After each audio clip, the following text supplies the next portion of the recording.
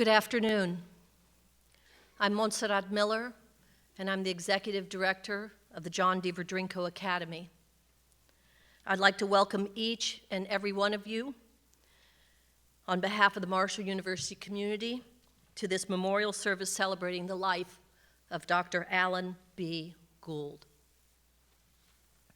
We are ever so thankful to be joined by the Gould family, friends, colleagues, students, and admirers, by his lovely wife of 54 years, Mary Nell, and by his three sons, Adam Brant Gould, Charles Kermit Gould, and Christopher Burfield Gould, their wives, Alan's grandchildren, nieces, and in-laws. Alan Gould was many things to many people. He was a husband, a father, grandfather, uncle, brother-in-law, and friend. But at Marshall University, he was first and foremost an historian. He viewed the world through a historical lens, and he reveled in studying the past all the way through his dying days. Marshall became a better university as a consequence. To honor his passion for the classical period, we've included two recitations in today's memorial. The first will be in Greek, and the second one will be in Latin, and you can find the translations of those in your printed programs. Alan Gould was also a man who knew how to make things happen. So while Alan has passed, he has left us with many gifts to treasure in his memory. One of my favorite of these gifts will shortly take the stage. In Alan's brilliant selection of Dr. Wendell Dobbs as the 16th Drinko Fellow, and in supporting Wendell's project to found a fife and drum corps at Marshall, Alan Gould left me with the ability to say the following words just as he did. It is now my great pleasure to introduce the John Marshall Fife and Drum Corps.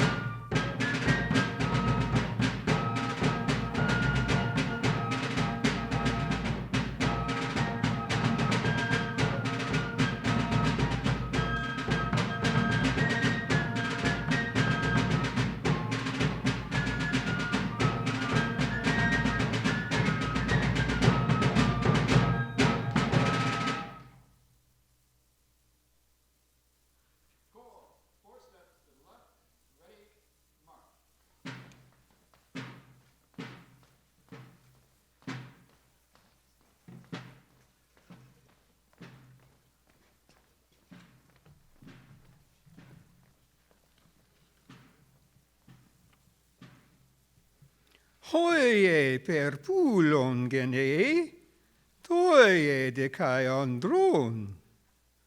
Pulata mintanemus, hamadis he, ala de tule.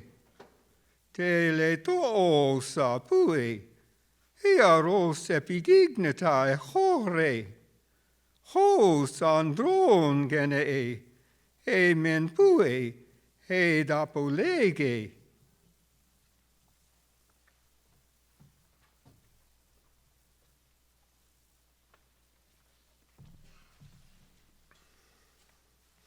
I am Jerry Gilbert, president of Marshall University, and I want to thank everyone who's came here today to honor the memory of Dr. Alan Gould.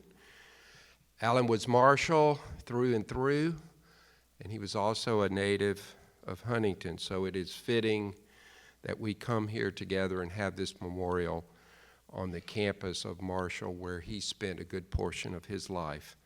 I want to thank Dr. Montserrat Miller for her effort in helping plan this memorial ceremony. Dr. Miller said that she wanted to make sure that we appropriately honored Alan with a ceremony that was commensurate with his legacy as one of Marshall's most devoted professors and administrators. I wholeheartedly agreed, and I thank her for making sure that this ceremony is an appropriate tribute to Alan. As you may know, I came to Marshall in 2016, and I got to know Alan in my first year or two on the job as president. Alan was quite frequently in the office of the president and in the office of the general counsel. He and general counsel Leighton Cottrell were very good friends, and I saw Alan when he came by to pester Leighton. And I use the word pester in an affectionate way because Alan was really just having fun and never really bothered anyone. And I can tell you it was great getting to know him. Alan had quite a sense of humor, as you all know, and he was always regaling us with stories of the past. Alan was still in charge of the Drinko Academy when I first took over as president, so it was easy for him to walk the 30 feet down the hall in Old Main to get to our offices. Speaking of the Drinko Academy, Alan was instrumental in the creation of the John Deaver Drinko Academy in 1994 and served continuously as its director until his final retirement in 2017. Alan was succeeded in his position of executive director of the Drinko Academy by Dr. Montserrat Miller, who has carried on the legacy of Alan's role and has taken it to an even higher level. I think Alan was very pleased to have someone of Dr. Miller's abilities, intellect, and energy take over the helm after him. Earlier, I made reference to Alan's legacy and service to Marshall University. He retired from his position as a history professor and other roles in 2009. Since he started as a history professor in 1969 at Marshall, his years of service to his first retirement was 40 years, and to his ultimate retirement was 48 years. So during his 48 years at Marshall, he had served in almost every capacity as a faculty member and an administrator. His accomplishments are many, and the positions he held were many. Alan was a great storyteller, and from what I've heard, a great classroom teacher. In listening to his stories and telling of the history of Marshall University, I felt like the student, to him the teacher. I learned a lot about Chief Justice John Marshall from Alan, and also about the John Marshall statue that stands in the circle. Alan was extremely proud that Marshall University ended up with such a tremendous statue of the Chief Justice That is one of the most noted landmarks of our campus. Alan played a leading role in the erection of the statue in October of 1998. Every day when I drive by or walk by the John Marshall statue, I am reminded of the noble history of the Chief Justice and think about how it relates to us. And I am thankful that Alan was there in 1998 to give us this treasure for our campus. So you've heard me tell a few things about Alan, and I've done so with really what I would consider a limited exposure and limited knowledge of Alan Gould. So I thought it would be good if I were to share with you some words from one of his best friends, our General Counsel, Leighton Cottrell. So listen now as I share Leighton's words. Alan was one of my closest friends and someone I associated with professionally and socially. Alan, Mary Nell, my wife Barbara, and I traveled the world together. In fact, we were all looking forward to a trip to Indonesia and Vietnam this fall. Unfortunately, circumstances precluded us from taking that trip.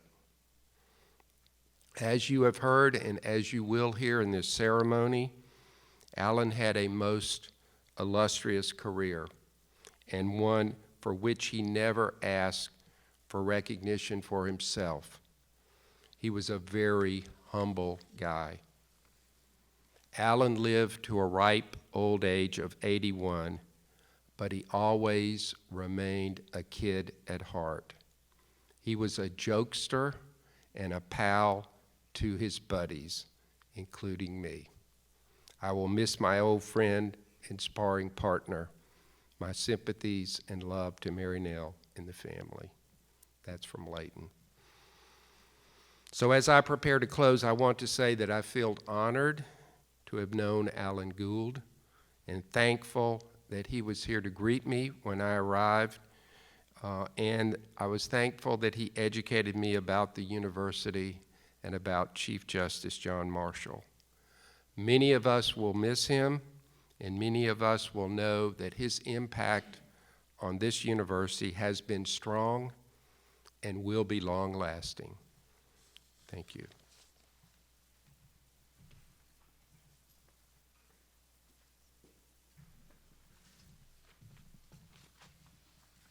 I'm Bernice Morris, Carter G. Woodson professor.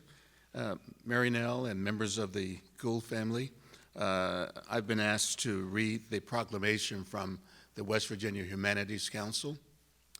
Whereas Dr. Gould served on the board of directors of the West Virginia Humanities Council from 1986 to 1995, including a term as president, and whereas Dr. Gould helped build the foundation of the Humanities Council and fulfill the responsibilities of his position in an exemplary fashion with diligence, loyalty, and integrity. And whereas Dr. Gould was a guiding force in operational policy and procedures for committees, served as an advocate for the annual McCreate Lecture, and helped build community relationships and partnerships still embraced by the Council today. And whereas Dr. Gould served many other worthy organizations in a similar capacity and continued to work as a global citizen toward the betterment of the human society. And whereas Dr. Gould lived a full and productive life, though nonetheless leaving us much too soon, now therefore be it resolved that the Board of Directors acknowledges with thanks and heartfelt appreciation the life, work, and many accomplishments of Dr. Gould, and on behalf of the West Virginia Humanities Council, we extend our condolences to his family.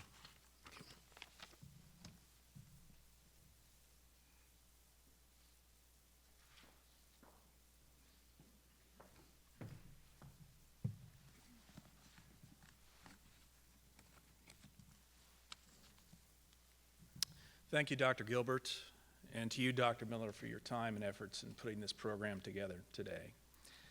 My name is Charlie Gould. I am Alan Gould's middle son, and I'm honored to provide some brief remarks this afternoon on behalf of the Gould family. You'll have to excuse me, I unfortunately have a bit of a cold coming on. First and foremost, the family thanks you all for taking the time out of your busy schedules to be with us this afternoon for this celebration of Dad's life. We appreciate the outpouring of support the family has received over the last couple of weeks and the many words of thanks for Dad's contributions to the university as well as to the Huntington community.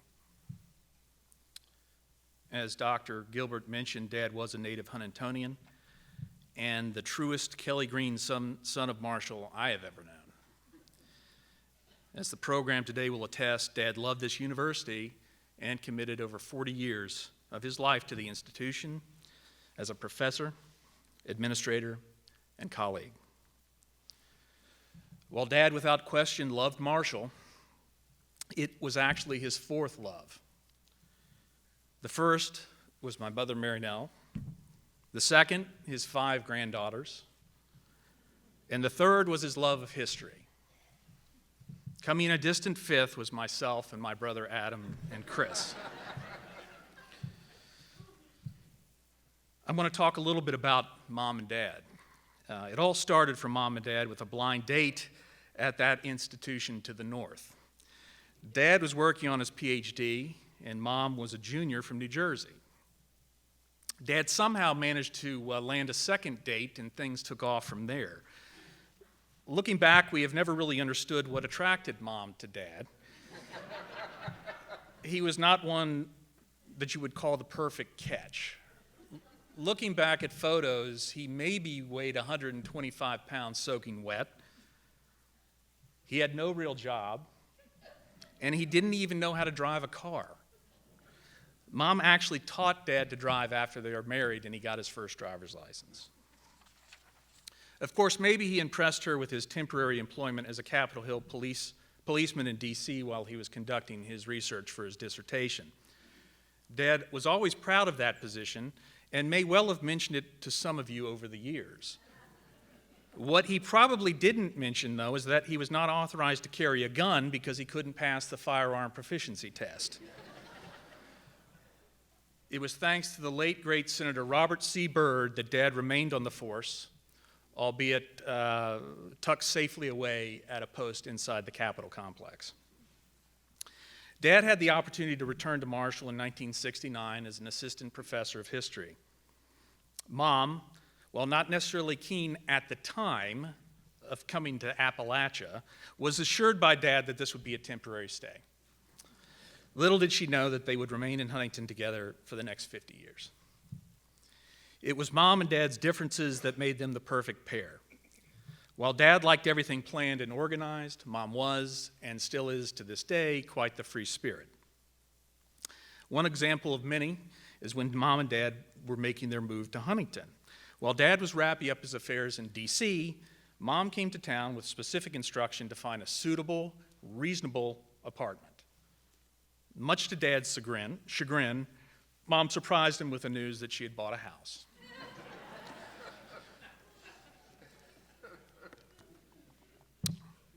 On a relationship scale between, say, Ward and June Cleaver and Alan and Peg Bundy, Mom and Dad found that sweet spot right in the middle. Life was by no means all wine and roses, and sure, they had their hiccups, but after 54 years together, they were just not husband and wife, but best friends who loved traveling together as well as spending time with family and friends. Aside from this, they were the ultimate homebodies, simply enjoying each other's company and appreciating their many blessings. Dad was a great father, but with 3 boys in a neighborhood full of kids, he at times had his hands full. In an age before video games, computers, or even VCRs, the Gould boys and friends occasionally wreaked havoc in the neighborhood.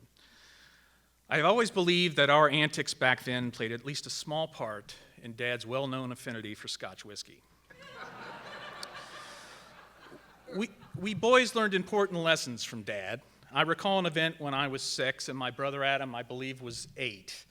We and other boys were playing and came across a vehicle with a state license plate. I recall my brother Adam, who was always the smartest one in the group, proclaimed that because it was a state car, it belonged to all of us. Somehow this revelation resulted in us letting the air out of the tires. I can't remember how Dad found out, but I do remember him rounding up not only us, but all the boys who had been involved, taking us to the owner's house, personally apologizing, and then watching each of us taking futile turns to try to inflate those tires with a small bicycle pump. This, unfortunately, is only one of the several missteps during our childhood that Dad had to endure. However, Dad was there for every one of our misguided adventures, not simply preaching, but showing us the importance of respecting others, their ideas, opinions, and beliefs, and for taking responsibility for our own actions. Dad loved his grandbabies. Mary Madeline, Elizabeth, Abigail, Isabel, and Amelia brought him years of what can best be described as pure joy. Dad spent countless hours playing dollhouse, singing along with Strawberry Shortcake and My Little Pony, watching fashion shows, and magically transforming himself to the glee of the girls into his alter ego, Mr. Pinching Bug. Dad used to jokingly lament the fact that his sons were screwing up the Gould family line by failing to produce a grandson. When little Amelia was born about 18 months ago, I reminded him that we were now 0 for 5. He beamed and said that he would not have it any other way. Dad's honor and integrity was of utmost importance to him. He taught us that what you say should not only be honest, but come from a place of authenticity. It should represent who you are and what you feel and believe. Whatever Dad agreed to do, whether serving as our local Cub Scout troop leader back in the day or as executive director of the Drenko Academy, he approached the project with the same enthusiasm and authenticity. He was not one to speak of his own accomplishments. And if you knew Dad, you knew of his enthusiasm for prioritizing the personal experiences of others above his own. True to his principles, Dad may not have always agreed with you, but disagreements were never personal, intellectual debate was embraced, and respect set the boundaries of fair play. On a personal note, and as I wrap up these remarks, I will miss the evenings over at Dad's discussing political issues, history, and even college football, which he was a huge college football fan, if you didn't know. Chatting with Dad about random history topics was a treat for me. First of all, I got to spend time with my dad. Second, I got a lot of free one-on-one history lessons. And probably a pretty close second, I got to drink his reserve expensive scotch. When I graduated from law school, Dad presented me with a gift, which he commissioned through Marshall's art department. It is an illuminated passage from the book of the prophet Isaiah, chapter 1, verse 17. It reads as follows: "Learn to do right, seek justice, defend the oppressed, take up the cause of the fatherless, plead the case of the widow." A simple passage which basically advises one to do what is morally right.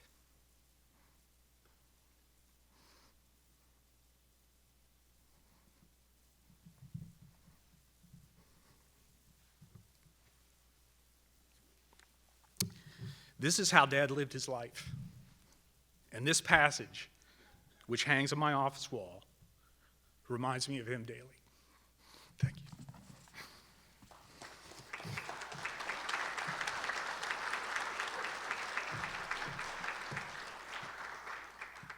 Thank you so much, Charlie. That was beautiful. Okay. So the facts are pretty straightforward. Alan Brant Gould was born on August 2nd, 1938 in Huntington, West Virginia. He graduated from Huntington East High School in 1956, and by 1962, he had earned a BA and an MA in history from Marshall University. From there, he went on to WVU, where he earned his PhD in history in 1969, and also met, of course, the love of his life, Mary Nell Burfield. He wed Mary Nell, got a job in the history department at Marshall, had 3 sons with his beautiful wife, traveled the world, and lived happily ever after. If I'm not mistaken, there is even a white picket fence in there somewhere. On September 29th, 2019, he passed away, leaving a large, loving family and a host of devoted friends to mourn his death. He lived a great life. But what is not so straightforward here are the nature and dimensions of exactly how great a life Alan Gould lived. That's going to take many voices to explain, and it's why we've put together a tribute film. I'd like to thank Mike Powers for your tireless work on that film. But before we roll that film, I'm going to tell my version of the story of Alan's life from a Marshall University perspective. And this is how it goes. When the newly minted Dr. Alan Gould landed back at Marshall in 1969, the paint was barely dry on Smith Hall. And just like today, there were faculty offices from a range of departments clustered on the 7th floor of that magnificent building. It was there that Alan Gould met a series of people with whom he would forge lifelong relationships. One of those was the young firebrand orator of the faculty, Dr. Simon Perry. It was the 1960s, and there was a lot happening on campus, and Simon had much to contribute to that conversation. The friendship that was forged between Alan Gould and Simon Perry was lifelong, it was legendary, it might even be termed epic. The fruits of that friendship live on in the Simon Perry Center for Constitutional Democracy that Alan established with the support of some of Marshall's most generous donors, and which now rests in the able hands of its founding director, Patricia Proctor. The significance of that friendship between Alan and Simon, though, is something that deserves further scrutiny. The two of them were part of a generation of professors at Marshall, many of whom are in this room. Part of a generation who came of age at a particular moment when civil rights and women's rights were both making significant advances. And they were all for it, and not just in theory. Alan and Simon and Bill Denman and their friends were working to advance the cause of civil rights and women's rights in hiring and promotion practices at Marshall long before the language we now use to describe such efforts was even invented. There are, in fact, simply too many of us women and people of color whose careers Alan Gould interceded to advance for me to list in this program. So this is, like the Fife and Drum Corps, another one of the ways in which Alan made Marshall a better university. Okay, so we know that Dr. Alan B. Gould was a hometown boy with some serious street cred. But he was also a man of the world with worldly visions about what Marshall could and should be. He believed in international education and wanted Marshall students to prepare themselves to be able to act on a global stage. Alan wanted to build new programs that would help people, because helping people was always his primary motivation. So Alan navigated a course from humble faculty member to department chair to the founding director of the Regent's Bachelor of Arts program to the dean of the College of Liberal Arts. And from there, he made his way to the top, serving as provost, senior vice president for academic affairs, and even as interim president from 1990 to 1991. These among other assignments. The number of programs he initiated or restructured along the way, or helped to initiate or restructure, is nothing short of vertigo-inducing. It includes such things as the RBA program, honors, the Yeager Scholars Program, SCORES, and the Black History Scholarship Endowment, to name just a few. And so again, we can see here how Alan Gould did a significant number of things that made Marshall a better university. If you stop and think about the number of lives positively impacted by his programming, it's really stunning. But these achievements were actually just the beginning of his record, a prelude, as it were.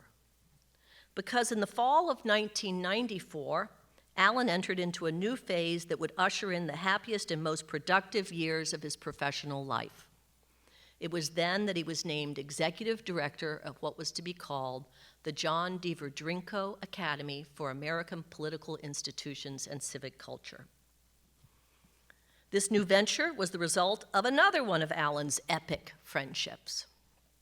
Over the course of a number of years, Alan had forged what can only be called a remarkable professional and personal relationship with John D. Verdrinko and his wife, Elizabeth Gibson Drinko. Alan loved the Drinkos. He cared for them as he did his own family. He admired John, and he told John's story better than John Drinko told it himself. He even wrote a monograph about John Drinko that we treasure and that we reference, and we'll be happy to share with you if you come by the Drinko Academy's offices. But Alan also loved Libby Drinko. He loved her just as much or more than he loved John. He fought continuously for recognition of her role in John's success and for her work as a philanthropist in her own right. That's why we have a Dr. Elizabeth Gibson Drinko Honors Convocation each year here at Marshall, for example. We are honored this afternoon to have their granddaughter, Ms. Kimberly Drinko Walters, with us this afternoon. She is here to represent the Drinko family, for which we're grateful, but she's also here in her own right as a philanthropist. Ms. Kimberly Drinko Walters, in fact, asked me to share with you that Alan and his wife, Mary Nell, became, and I quote her here, a huge part of our family. Alan Gould, Ms. Walters said, was one of a kind and will be truly missed. So Alan Gould, as Dr. Gilbert noted, served as executive director of the Drinko Academy for 23 years, retiring only at the age of 78. And so the twist in Alan Gould's Marshall story is that there was a symphonic final chapter through his friendship with John and Libby Drinko and his leadership of the Drinko Academy on their behalf. In reading the Academy's founding documents, you can see that John Drinko and Alan Gould and then President Wade Gilley were alarmed in 1994 by the levels of political polarization and incivility that had crept into our political discourse. They were visionaries in this regard. They set up the Academy to encourage civility, to uplift students by offering programs that encouraged responsible citizenship, to recognize and reward outstanding faculty by naming them Distinguished Drinko Fellows. Could you please stand, the Distinguished Drinko Fellows who are in the audience with us today? I'd like to ask for a round of applause for them.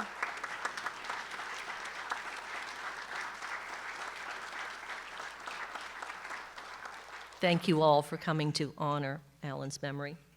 And the Drinko Academy, lastly, also sought to identify exemplary members of the community for their selfless service to the common good. And so this they did in this final 23-year-long chapter in the Marshall story of Alan Gould. But they did much more, too.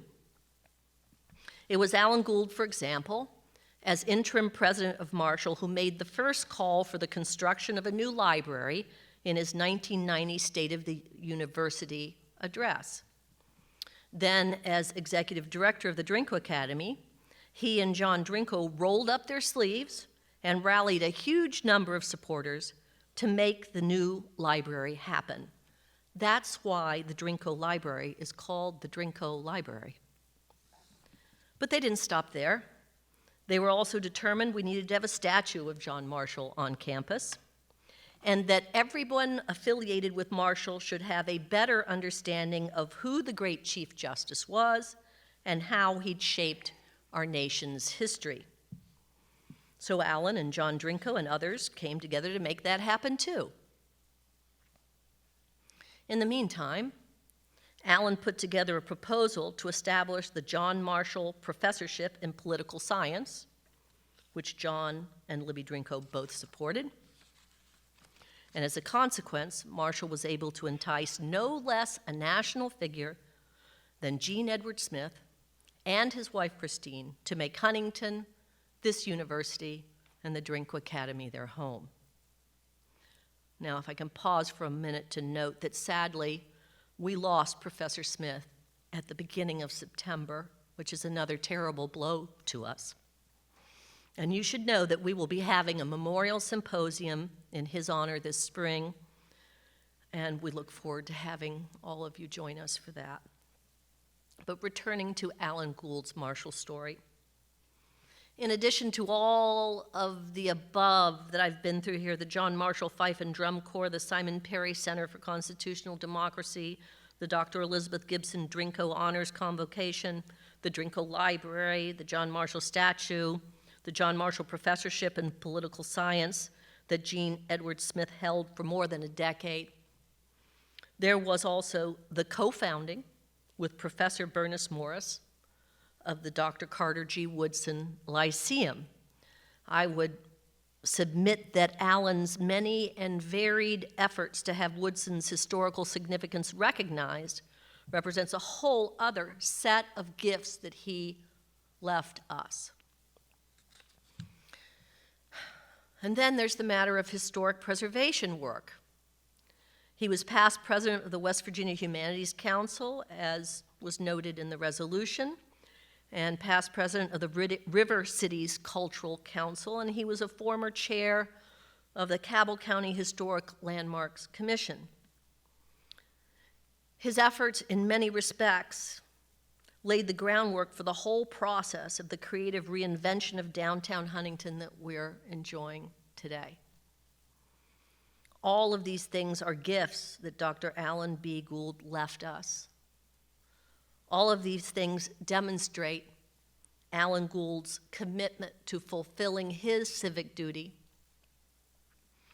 All of these things made Marshall a better university. He truly lived a great life. His Marshall story is an epic one.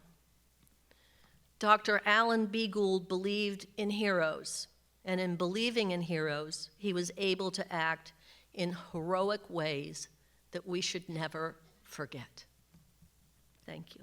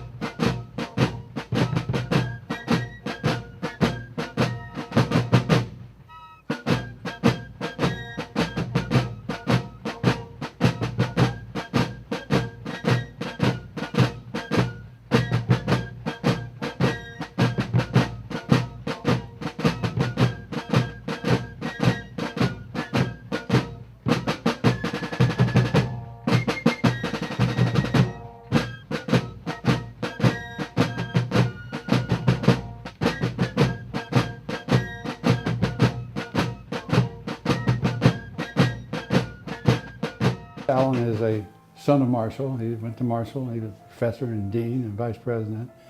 But we were trying to refocus things in the early 90s.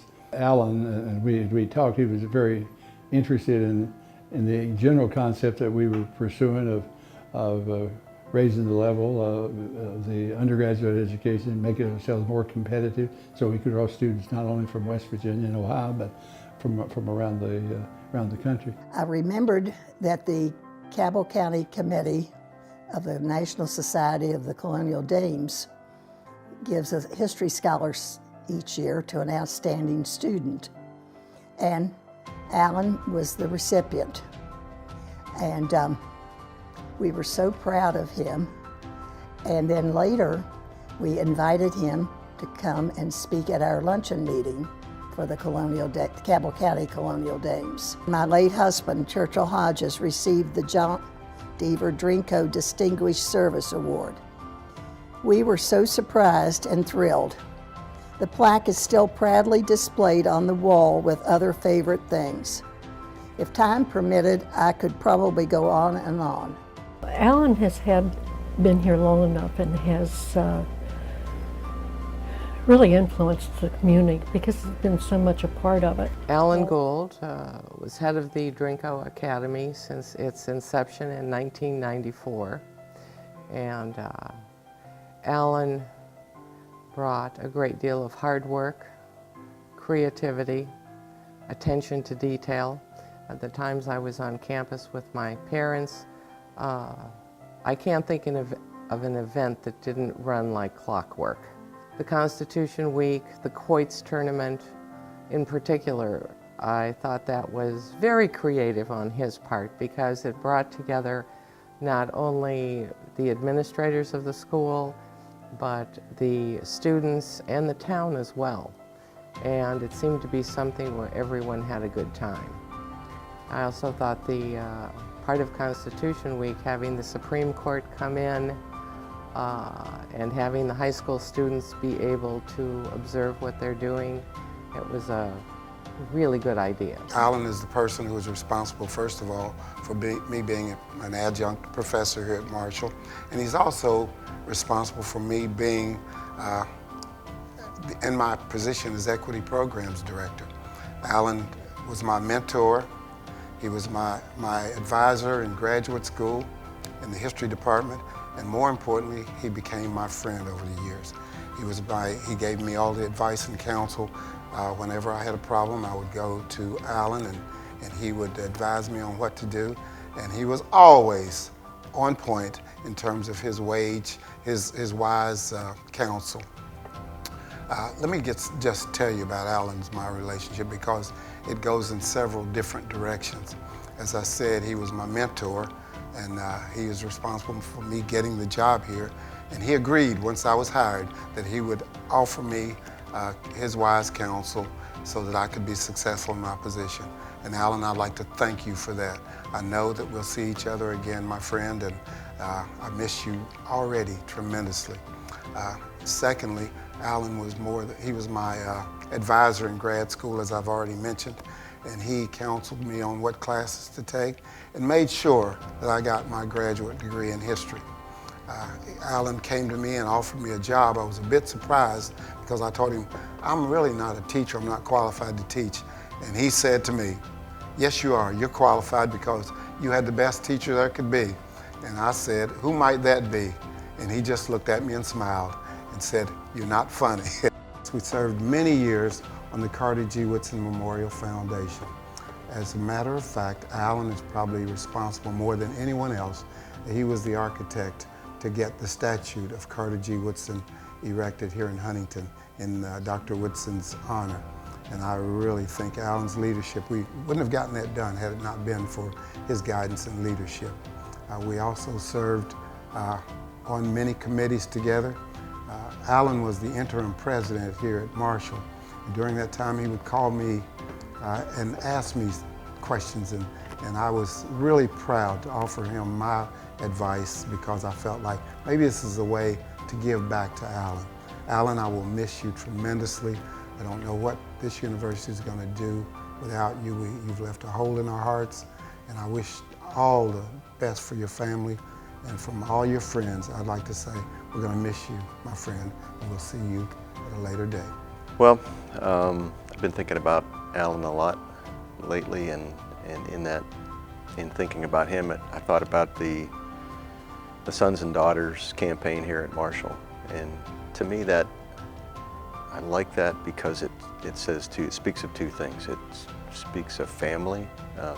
Sons and Daughters obviously brings up the concept of family, and then it speaks of history because we're talking about John Marshall and the origin of our namesake and of Marshall University. And for me, both of those things bring Alan to mind because he was one of the first people here that really made me feel like family at Marshall. He took an interest in my research. Just talking to him made me feel like I fit in, made me feel like what I was doing here was important. And that's really valuable and hard to find. And I followed up with that. Because of that, I would go talk to him about things that I was thinking about doing or wanted to do, and most of the things that I had anticipated or hoped were things that he'd already done. So he was a valuable source for that. And he made me feel like I could have those conversations with him. And then of course the history part is obvious. I mean, Alan revered Marshall, he revered John Marshall, and he not just revered that but understood what that meant and helped us all understand what that meant. So those are the things I think about, some of the many things I think about when I think of Alan Gould, and I miss him.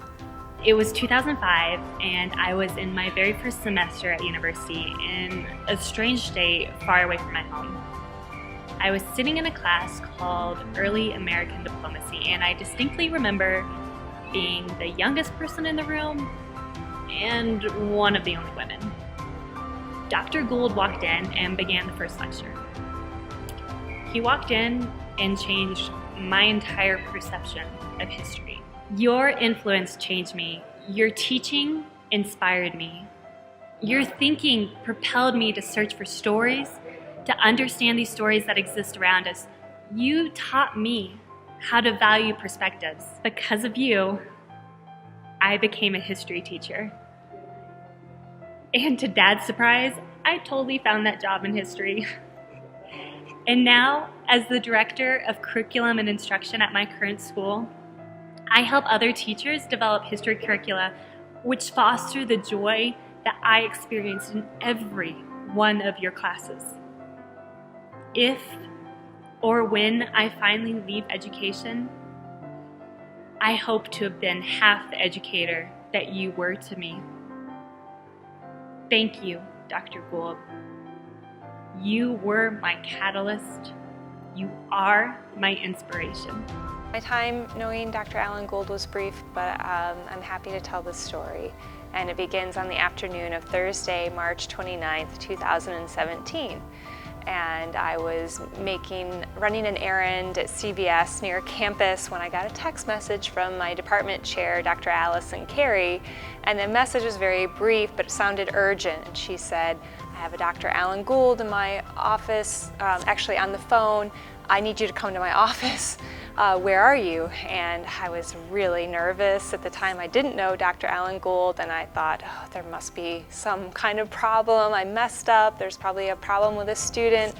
My heart was pounding, and I left my errand at CVS and went immediately to her office, closed the door, and she asked me to sit down, and she had Dr. Gould on speakerphone, and that was when he announced to me that I was going to be the next Drinko Fellow, and I didn't know very much about the Drinko Fellowship. I knew it was a prestigious, exclusive honor here, but I was so taken aback because I had braced myself for some bad or upsetting news, so it was sort of emotional whiplash to go from that to suddenly this total shock and joy.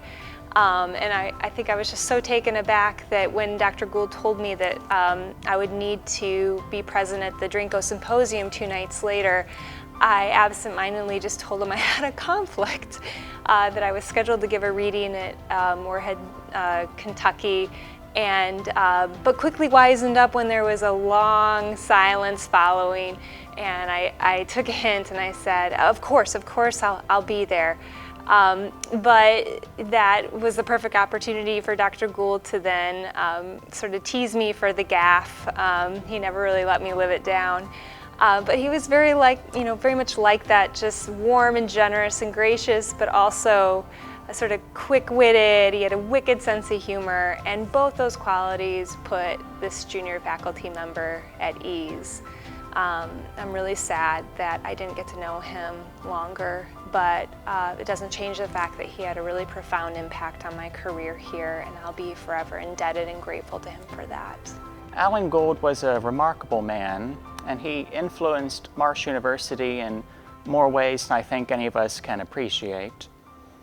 He reorganized the College of Liberal Arts, he got the statue of John Marshall built, he introduced the Metro fee for tri-state area students, and he was instrumental in getting the Drinko Academy established. But he considered his greatest accomplishment to be teaching. Dr. Gould had a passion for helping students grow to become successful members of society, and I think his projects and his positions he's held over the years have demonstrated that. I knew Alan Gould a long time ago. I don't remember exactly when we met. I think I met him socially first. What I do remember is that in the 1980s, when I was hired at Marshall University, he was the dean in the College of Liberal Arts. Then I had even more contact with him when he became the executive director of the Drinko Academy. In that capacity, I have to say that he supported the Hispanic Heritage Month programs that the Department of Modern Languages organized almost every year. Thanks to him, we were able to bring very interesting speakers, and also we presented cultural programs. Then, thanks to him, we were able to invite Professor Grino Rojo to teach in the Department of Modern Languages for 1 semester. That was in 1991. And Professor Rojo, who's a very well-known, respected, and recognized literary critic, taught 2 courses at Marshall University about the encounter of cultures. As a person, he was charming. I always enjoyed talking to him because he was always very interested in other cultures, other languages. He was totally unabashed or unfazed by diversity or difference, and he was always quite willing to explore it. He was an incredibly valuable resource to the institution, because not only did he understand the institution very well, but since he was a West Virginian, he had also a very clear understanding of the cultural context in which this institution exists or existed. So his loss is terrible, not only because he was a wonderful person and very intelligent, but because he had accumulated so much knowledge, and he was so willing to share it with others. And I think the institution as a whole will sorely miss him. How do you sum up Alan Gould? That's a tall order, very tall. You can look at his CV, you can look at all the things he's done for this university. From my point of view, this is the important thing that people should know about Alan, is that you can't be with him anymore. You can't be in his presence. And being in Alan's presence was an experience. Alan he may have been a great man in the 20th century sense. He was the kind of person that changed the energy in a room when he walked in. You knew Alan was there the second he walked in because the whole tenor of the conversation and the whole kind of feeling of the social milieu, the social environment changed. So he had this kind of power, this kind of presence. And now that Alan's gone, no one will get a chance to experience that presence again, and that's a shame. In his excellence and in his competence, he has given us all a legacy, those of us that are Drinko Fellows and in the Drinko Academy, but also the larger Marshall family. And the legacy, I think, is this. The legacy is excellence. And this is what Alan always pushed, was academic excellence. He was an exemplar of it himself. And when he chose Drinko Fellows, he chose Drinko Fellows that excelled in academic excellence. And I think that's what the Drinko Academy, which Alan really personified. Many of the great things Marshall accomplished began under his leadership. He had been part of the local movement in the 1980s to remember Woodson in West Virginia. He was part of the committee that became the Carter G. Woodson Memorial Foundation.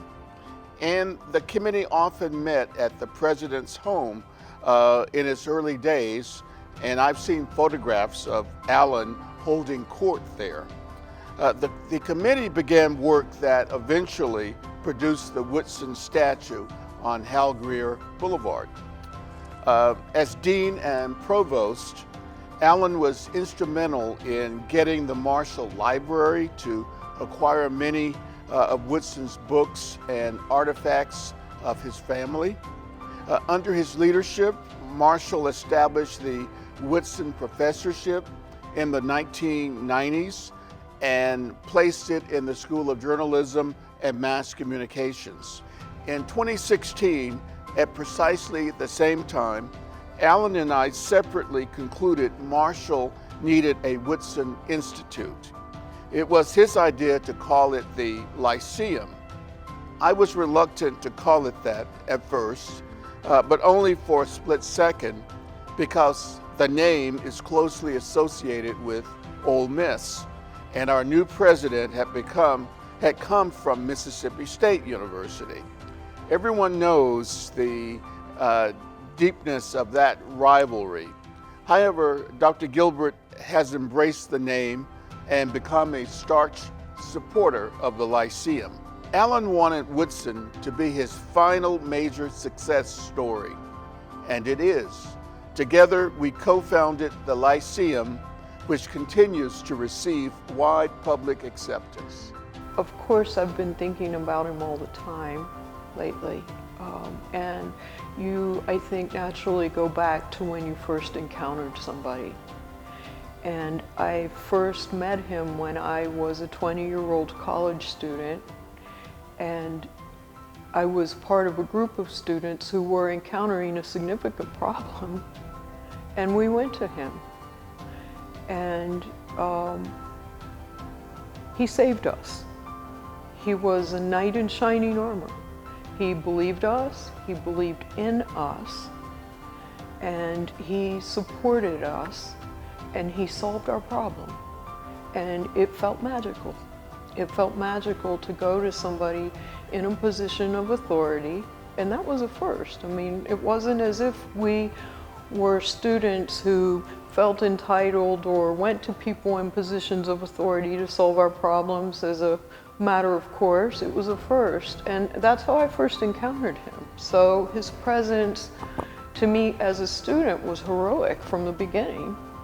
And I think his presence to Marshall, presence is a funny word to use because of course he was very present and had a huge personality. And anyone who knew Alan Gould would remember his funny stories, the fact that he was a teacher forever.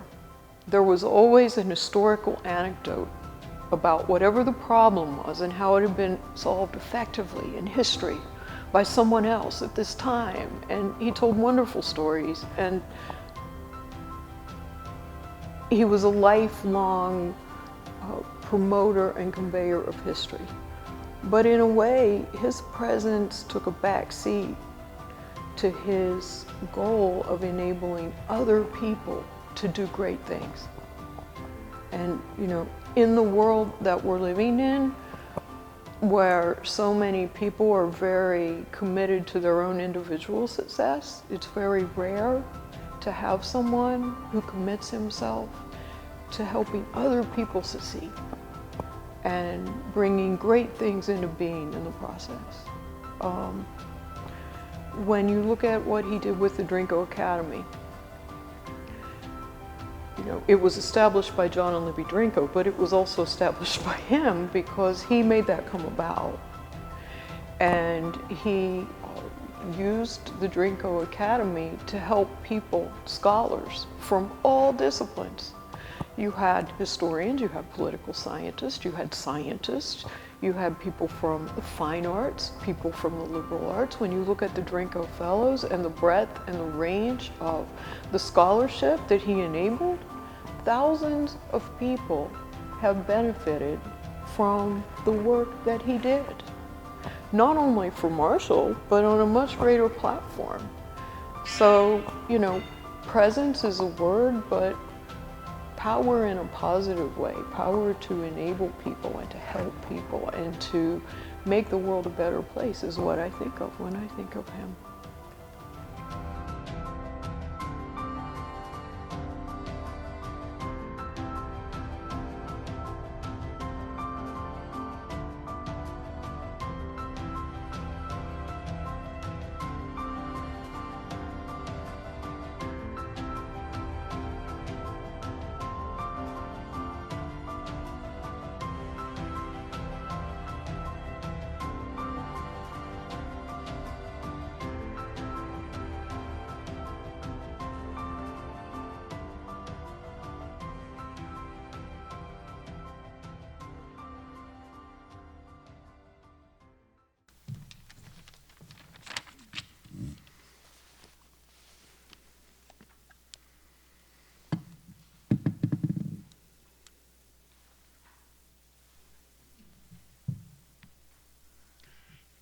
Quis de siderio sit pudor aut modus tam cari capitis, praecipe lugubris cantus melpomene, qui liquidam pater vocem cum citera dedit.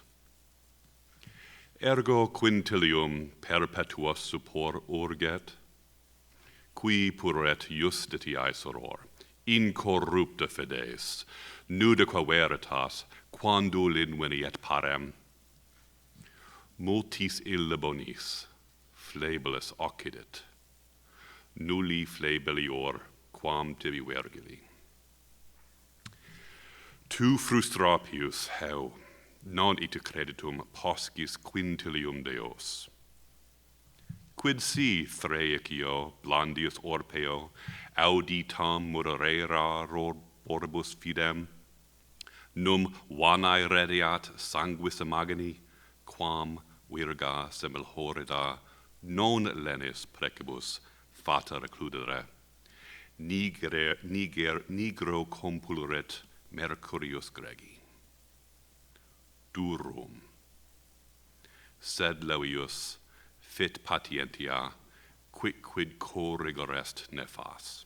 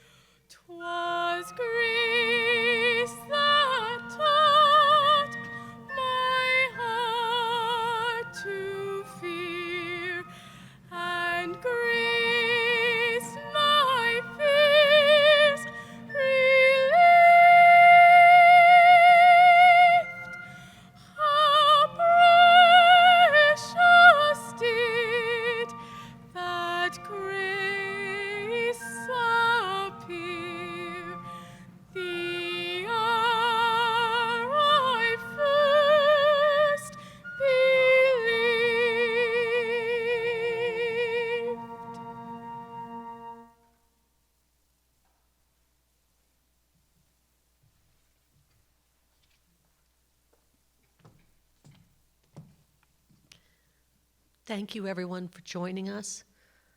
We'd now like to ask the Gould family to move out to the atrium, and you're all invited to join us for a reception. Thank you.